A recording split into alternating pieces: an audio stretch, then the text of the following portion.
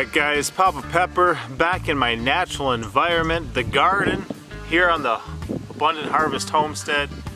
And today I want to share with you something that I recently was able to figure out. I think it's very worthwhile. I think that some of you may become highly offended at what I'm about to share. That doesn't prevent it from being true. And I think that others will have this resonate rather deeply with them, and they're really going to appreciate what I'm about to share. A lot of times I like to think, I like to evaluate, I like to look at a situation or a scenario and kind of pick it apart to see what exactly is going on and why some of the differences that exist. So recently I found out what really sets me apart from some people as a gardener, and really exponentially increases my potential, the yield, the ease to which I garden at. It just changes everything. And as I took it a little deeper, this is also one of the things that sets me apart as a provider for my family, and allows me to provide much more easily in a way that I believe has a lot of wisdom. So we'll admit that trying new things is gonna be one thing that will really help any gardener. I don't think that's what really sets me apart from some, with the way that I'm able to provide for my family, but I'm gonna mention it because it's also worth hearing. As I look around, I've got sunchokes, I've got walking onions, I have, my top 4 garden plants, snake gourds, the Kakinda edible strain competition gourd from Baker Creek, Heirloom Seed Company, rareseeds.com, the Chinese red noodle bean, the Uruzun, Japanese wing bean, and red stem Malabar spinach. Just to name a few. I see also trifoliate citrus here, muscadine grapes. Those I bring up because really 4 or 5 years ago, and even some last year, were still unknown to me. I was willing to try something new, and because of that, I was able to find something new that I liked. And a lot of those are very, very good for my growing zone. A lot of those are very pest resistant. A lot of those thrive through the heat of summer here, which to a degree even I'm not used to. Now, I used to live in New Orleans. My wife used to live in South Texas. We've spent some time in much further south, but for the majority of my life I was up in Wisconsin. So I'm not even quite used to some of the heat that we deal with, but these plants thrive in it and really work well. So don't forget, as I share what I'm going to share, to try new things. Don't forget to experiment and step out of your comfort zone. But I would say that the thing that really has allowed me to provide for my family in a way that I wouldn't be otherwise able to, and the thing that has allowed me to be as successful with my gardening efforts, and the main reason I garden, the main reason, is to provide food for my family. It goes back to me being the earthly provider for my family. I'm not going to argue or say that when the world was perfect,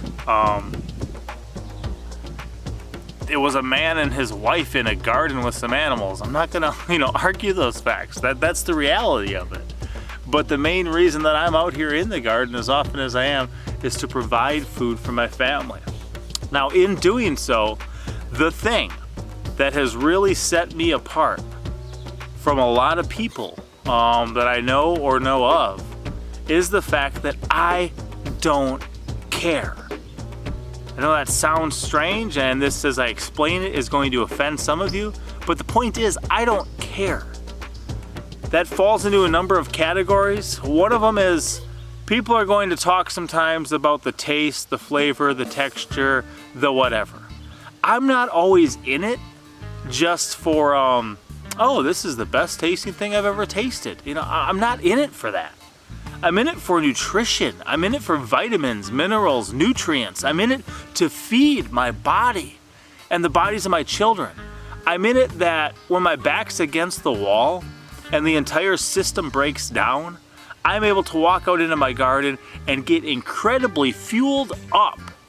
And I'm going to also sit there and expose myself to these foods ahead of time that may not be the most flavorful, that may have an unpleasant, some people, the Malabar spinach, have like a sliminess, a slipperiness, kind of like sassafras leaves would. It still tastes better than starvation. That's kind of my go back to, is that it tastes better than starvation. And there's seasonings. There's different ways of eating things, from raw, soups, stews, stir fries, you know, pulverize that thing in a blender and have it as a smoothie, whatever it may be. There's plenty of ways to get that nutrition out of there. Malabar spinach, I'll tell you right now, was the #1 plant that I did not plant last year for the simple reason that I did not have to. I had a hard time keeping up with 12 or 14 plants for my family the first year we grew it back in 2018. Well, we let it go to seed in place and it resowed itself. For 2019, I never planted it, and again, it blew us away with the amount of food that it put up for us, joining us regularly on the dinner table, but then also it freezes well for us. And it's there and available throughout the whole winter. I'm gonna show you this real quick. So to maximize my harvest, I have peas right now growing in the Malabar spinach bed. You know, this amount right here is more Malabar spinach than we grew the first year. And there's a bunch outside the bed. You head up somewhere like this, look at this. There's a ton. And I'm letting these grow right now because I am going to be lifting these. I am going to be taking these and offering them up to family and friends, letting other people at least give themselves the opportunity. Look at this. This is where I let a lot of seeds fall last year. This is my main place because it's a walkway right through the main arch to my garden. Okay, here's this arbor, this cattle panel arch. I have literally hundreds of seedlings here, but I didn't do anything to get these seedlings. I let them come up. It's not that hard to kill them all if I want to, just organically, just till it in with a hoe. But I want to give these guys the opportunity, look at that, and all the way up. So for me, absolutely. That is a plant I have never tried until a couple years ago. It blew my mind with how great it was for my growing zone. In the tropics and I think subtropics where it's native to, it's a perennial and it just keeps growing and growing. Here it lives as an annual because of how cold it gets, but when it reseeds itself, it just comes back year after year after year. Perfectly fine for me.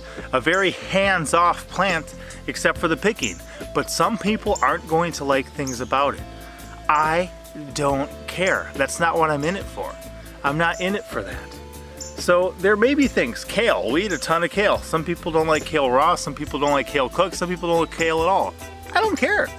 It's nutrient rich. It's a wonderful food for my family. It's something that grows well. I'm at least on my sixth season of harvest off the kale across the way. It's going to seed right now, but we're still eating the leaves, and then those seeds we're going to be able to save, we're going to be able to plant. It'll self-sow there to a degree as I'm trying to collect them anyway.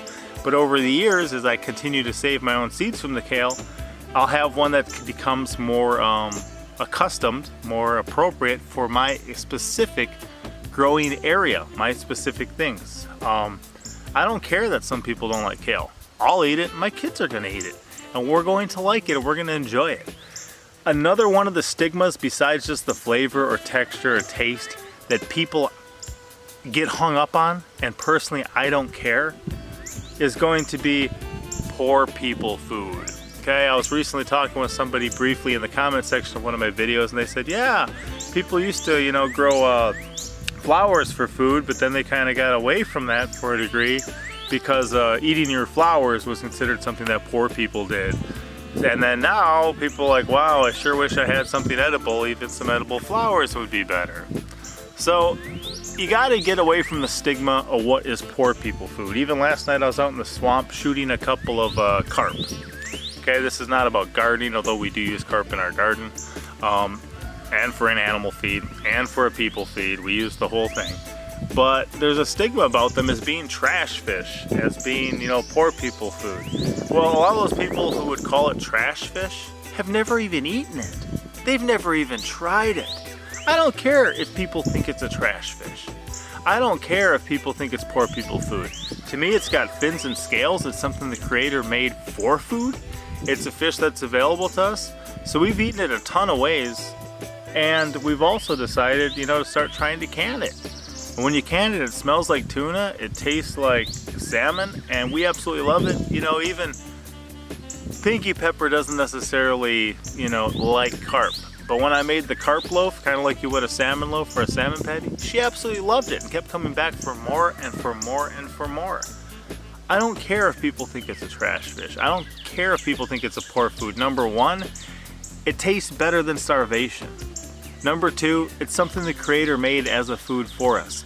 Number three, I can go out during the spawning season with my bow and arrow, and I can shoot a ton of them, and we can can them up, and we don't need to rely on getting canned tuna from the store or canned salmon from the store. We can just roll it in every spring. It's so easy and it's so much fun, and I really don't care. I don't care if some people don't like it. I don't care if there's a stigma. I don't care if they get hung up on things. Another thing, like with the Jerusalem artichokes here, they put out a banger crop for us, man, in like 25 square feet. We had over 100 pounds of harvest last year. I care if people think that's, you know, poor people food or something. To me, that's absolutely amazing. It's a very effort-free plant. It puts out an incredible harvest, and therefore it's always going to be welcome in my garden and at the dinner table. I thought I might do well to give you a look at some of that kale going to flower and a seed behind me before I wrap this video up. But that's the thing too, is if you consider what some of the rich people food costs, that's absolutely insane, probably foolish to even do something like that. To spend that much money on something that's gonna be there for a couple minutes, eventually get flushed down the toilet. I would much rather spend my money wisely. I would much rather live frugally, even if it means that I'm doing things that, you know, even poor people can afford to do. That's absolutely great, in my opinion. So guys, hopefully that's some good food for thought for you guys. You know, there's plenty of people who will have never tasted something. In their entire life, they will have never tasted something. And they're gonna sit there and tell you how bad it is. Oh, you don't wanna eat that. Really, how many times have you eaten it? Well, never, but oh, that's gonna be nasty. Really, if your mind's made up before you even do something, to me, I'm not listening to you.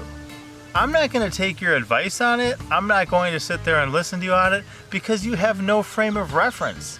You just repeated something somebody told you at some point, or some sort of, you know, mental little stigma you got hung up on. And to me, that's not the way I want to live my life.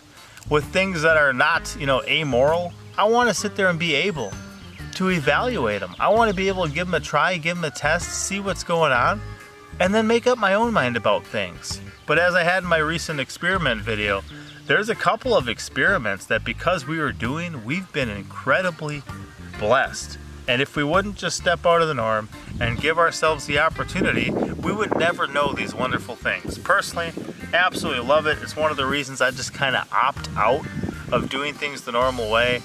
I'm much more better off not caring and being able to enjoy all these blessings, even if it's just because of my own ignorance. Oh, I don't know, that's trash fish. I don't know, that's poor people food. I don't know, that tastes a little goofy. There's going to be a day when people aren't going to care. And in that day, I'm already going to be, you know, accustomed to it all. I'm already going to have a great supply of it all. And if they'll finally listen, I'll still be willing to tell them. I'll still be willing to help, you know, grab some of those Malabar Spinach seedlings and say, here you go. Or take them down to the lake and say, all right, let's go shoot some carp. Interesting thing last night too, I saw 2 carp that I was able to shoot. While I was walking around, I saw 3 that somebody had just shot and then thrown in the water or thrown on the bank, and they're just laying there dead. And I'm like, you know what, to me that's sad. I do say that there is a sport to it. You have to aim. You have to, you know, it's fun, it's exhilarating at times to pull one in on the rope. But if you're just shooting them and leaving them lay for dead, that's not very sportsmanlike. And I bet you're still going and buying something to feed your family while you're wasting all this food throwing it on the bank. To me, it doesn't make sense, but it's that stigma, it's that mental lock people have in their mind that they can't get over. So tear down those mental barriers, guys. Opt out. Who cares about the status quo?